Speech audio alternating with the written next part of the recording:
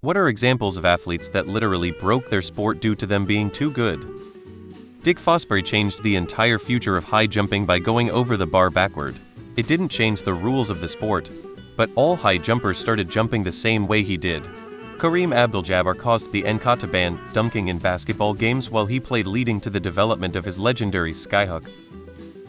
Wikipedia.org Wiki Hohn was a German track and field athlete who competed in the javelin throw.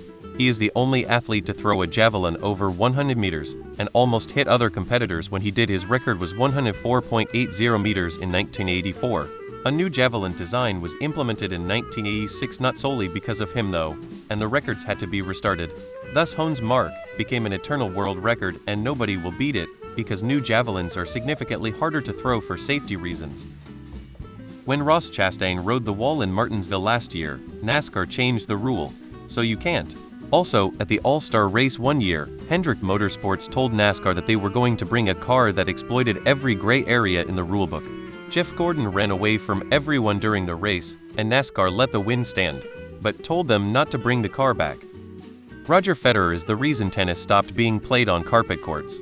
There are three main surfaces in tennis right now: clay, grass, and hard court. Carpet courts used to be the fourth major surface, and they were common enough on the Pro Tour that John McEnroe had 43 titles on carpet tournaments. Roger Federer became the most dominant tennis the world had seen and got hugely popular. He also hated playing on carpet. It's a very grippy surface, and his fast-paced style of play meant he was more prone to injury. He refused to play carpet tournaments, which was a huge loss for any tournament on carpet. They all either withered away or resurfaced their courts so that he would play. When Nadia Comaneci scored a perfect 10 points at the 1976 Montreal Olympics in gymnastics for her uneven bars routine, the scoreboard displayed 1 point. This is because the scoreboard manufacturer, Omega SA, believed no one could possibly score that high. Therefore, it could not properly display 10 point. It was a shock followed by relief for everyone watching. On clarification, UNC basketball team would just pass the ball around to waste time, which caused the shot clock to be added to the rules. In hockey, when a team gets a penalty, a player gets sent off and their team plays with one fewer player. There are exceptions and different rules, but this is the basic. A team with a numerical advantage in players will go on a power play. If they score a goal during this time, the penalty will end and the offending player may return to the ice. In the early days, teams were shorthanded for the entire length of a minor penalty. The NHL changed this rule following the 195-556 season, where the Montreal Canadiens frequently scored multiple goals on one power play. Most famous was a game on November 5, 1955, when Jean Blyveau scored 3 goals in 44 seconds, all on the same power play, in a 4-2 victory over the Boston Bruins. I believe there was hole lengthening on some of the PGA courses because of Tiger Woods' driving ability. Rodney Mullen. Not exactly a household name, but he's a skateboarding genius and supernaturally coordinated. He single-handedly invented tricks way back in the early and mid-1980s that formed the basis of most modern street skating to this day, extremely ahead of his time. Muay Thai fighter Buakaw made clinches illegal in kickboxing because he was so good at it. Jackie Mitchell was a female pro baseball pitcher in 1931. At 17 years old, she struck out both Babe Ruth and Lou Gehrig in one game. A few days later, and they voided her contract and said women weren't allowed to play pro ball because it was too strenuous. Ingemar Stenmark's dominance in World Cup skiing in late 70s and early 80s was such that they had to change the scoring system once or twice to give others a chance. Walter Lindrum. They changed the rules of billiards twice to try and end his dominance. Didn't work. He won the World Championship in 1933-1934 and held the title, unchallenged, until he retired in 1950.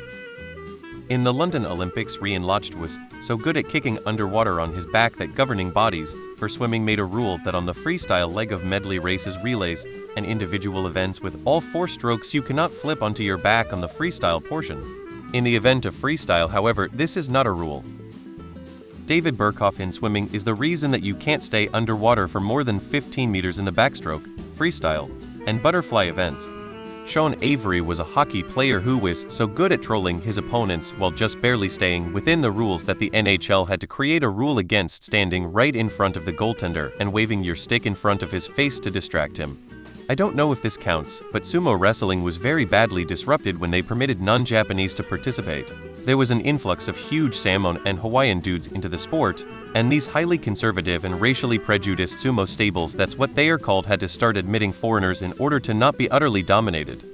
The percentage of Japanese men who are physically suitable for developing sumo-suitable physiques is pretty small, but the percentage of Polynesian men who are physically suitable for developing sumo-sized physiques is much, much larger. Foreign sumo wrestlers haven't only disrupted the sport by being big. There's one fairly small sumo wrestler from Czechia, Pavel Bajar sumo, named Takenoyama Shunter, who was only something like 220 pounds at his peak weight. But he entered the sumo world after having trained in judo, and he used some unusual techniques not commonly seen in sumo to topple or bounce much larger wrestlers right out of the ring. Takenoyama Shunter's U2.B9 UK8A36 TQ1 YT equals 32. Not exactly what you mean, but there is literally an Otani rule in baseball. A rule made just for a single player. Simone Biles had a move that had to be banned from the sport because they were worried that other athletes would have to attempt it in order to be competitive, but that it would be too dangerous for basically anyone but her.